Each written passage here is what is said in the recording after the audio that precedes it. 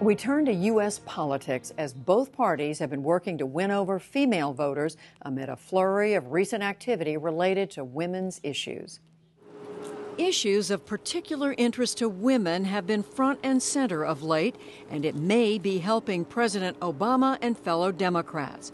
This was the president Tuesday at his White House news conference. I believe that Democrats have a better story to tell to women about how we're going to solidify the middle class and grow this economy, make sure everybody has a fair shot, everybody's doing their fair share, and we got a fair set of rules of the road that everybody has to follow.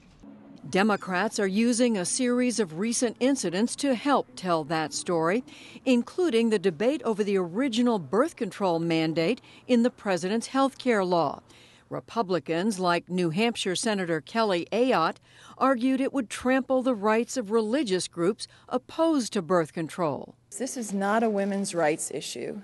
This is a religious liberty issue, and it can apply to all faiths. But California Senator Barbara Boxer and other Democrats countered the GOP was launching a war on women. Women in this country are tired of being treated like a political football by Republicans in Congress, who have tried continually and are continuing to try to take away their benefits, to take away their rights.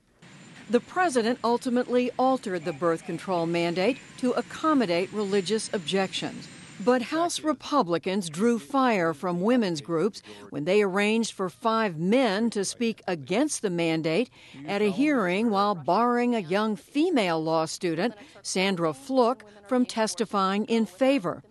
The issue blew up again when conservative radio host Rush Limbaugh called Fluke a slut and prostitute last week. He later apologized, but lost a number of sponsors in the continuing furor. President Obama, meanwhile, telephoned Fluke to commend her for speaking out. But at Tuesday's news conference, he said women will base their votes on more than any single incident. There are millions of strong women around the country who are going to make their own determination about a whole range of issues. It's not going to be narrowly focused just on contraception. It's not going to be driven by one statement by one radio announcer. Still, evidence of fallout appeared in a new poll by the left-leaning group Emily's List.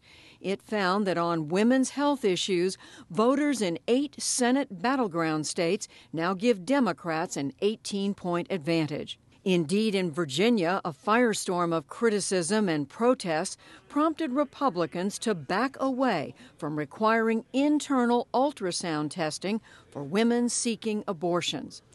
And some Republicans look to shift the debate back to friendlier ground.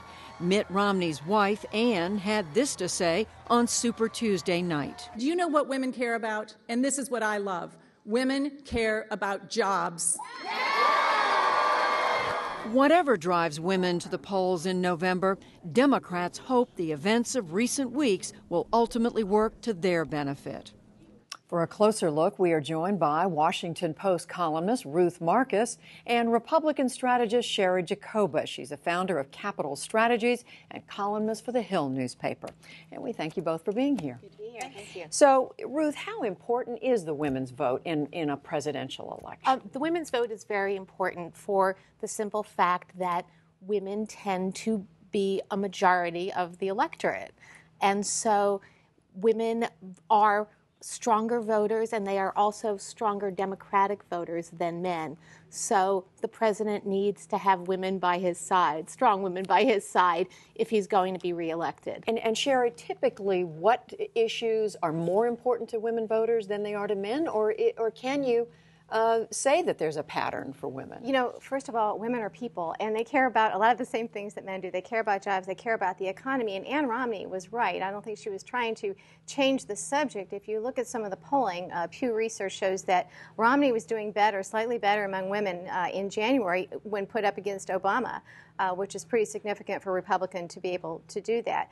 That has since shifted, and a lot of that is attributed to the kerfuffle with Rush Limbaugh and the contraception issue, which has been bungled from a PR perspective from Republicans. However, it does show that women were starting to pivot slowly towards Obama. Before that, likely due to the economy. The good news for Republicans, for Mitt Romney, the probable GOP nominee, is that economic issues, jobs really do matter, and he can compete with Obama on that.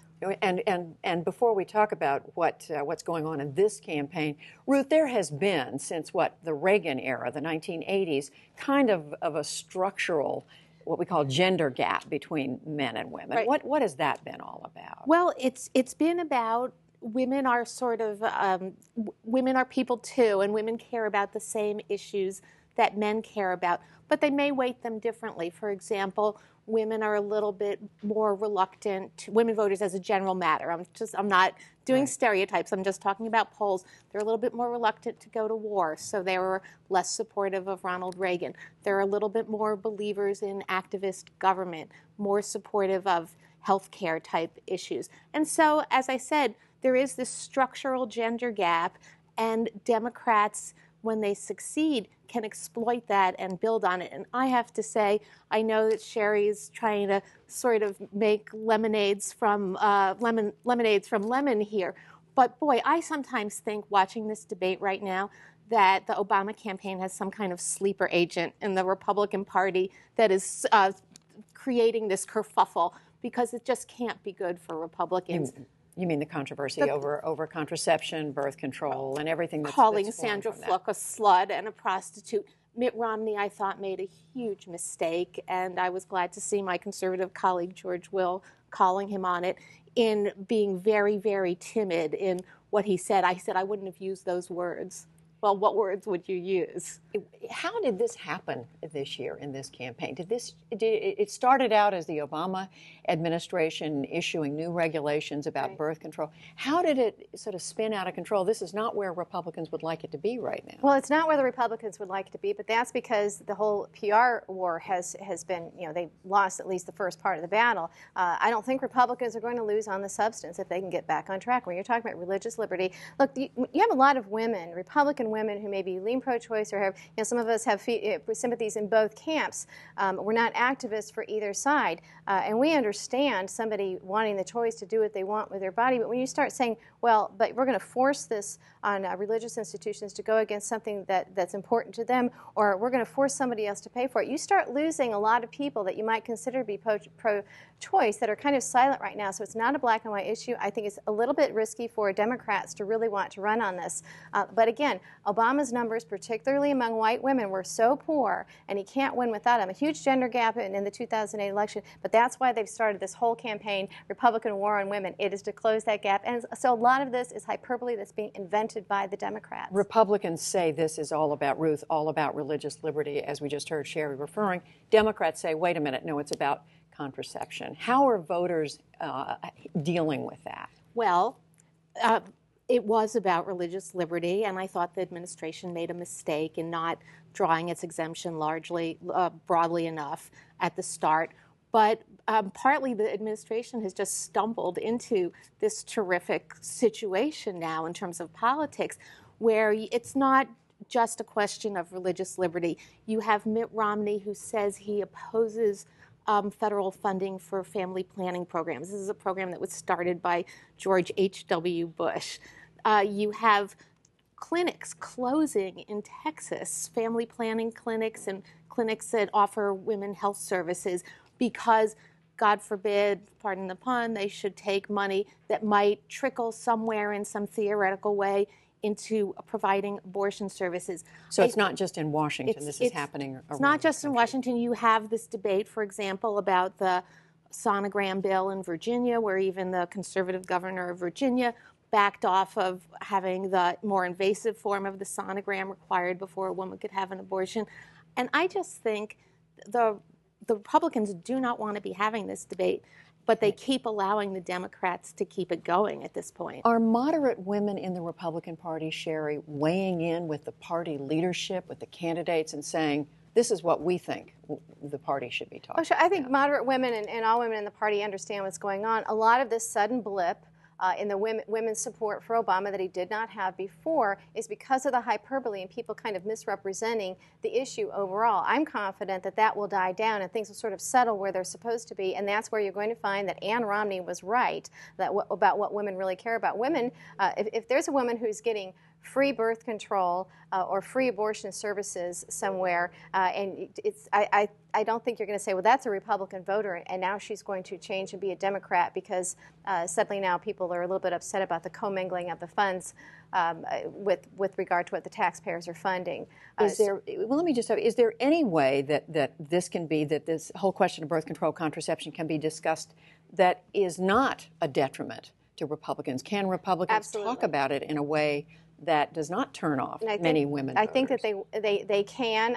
It was a mistake to have just men. It was just on the first panel, by the way, not the entire hearing, but the first panel talking about contraception. They've really blown it on the PR front, but that does not mean they're wrong on the substance. So that's where, as a Republican, that's where I see a silver lining. But I do think on the PR front, temporarily, they've blown it. They can get back on because there is clear evidence that Republicans will, women will support Republicans, will support Mitt Romney, and it'll be on jobs and the economy. Meantime, what did Democrats say about this? I mean, as you go into this election, we're just in March. Ruth. Right. Well, Democrats want this to keep going, and let me just give you some numbers that explain why.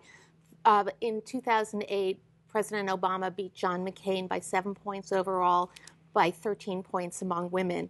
Right now, he's up 6 points in one of the latest polls against Governor Romney, but by 18 points against women. And Romney is, not surprisingly, given some of the other candidates, doing the best with women. And I think one of the particular things... among the Republicans? Among Republicans. And one of the particular things that Democrats want to do is distinguish among women voters. They do best, in theory, among single women. But single women who are very traditional Democratic voters do not vote in proportion to their numbers. If this kind of discussion can energize those women to get out and vote, Democrats will have a very good year. I don't think it's likely that women will vote on this issue, particularly, well, because they think that the issue's been misrepresented. The issue is not that Republicans want to eliminate contraception. A lot of people think that that's exactly what they want to do, is eliminate access, and that's not the case. It's just March. We've got 8 months to go. We thank you both, Sherry Jacobus, Ruth Marcus. Thanks.